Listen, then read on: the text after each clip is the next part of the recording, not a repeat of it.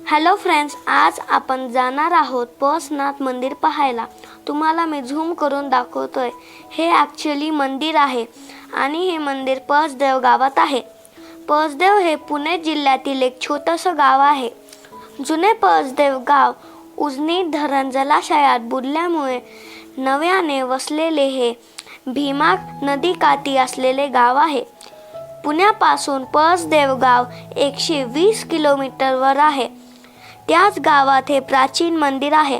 उन्हाळ्यात धरणाचे पाणी आटले की पाण्याखाली बुडलेले पळसदेवाचे मंदिर दिसू लागते.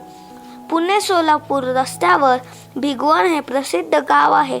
या गावापासून काही अंतरावर पळसदेव गावाचा फाटा फुटतो. गावातून गेलेला तो रस्ता पुढे कच्चा होत थेट उजनी नदीच्या पात्रात पोहोचतो. एका छोट्याशा होडी प्रवासाने पाण्यातून वर आलेल्या पळसदेवाच्या मंदिरापर्यंत आपल्याला पोहोचता येते.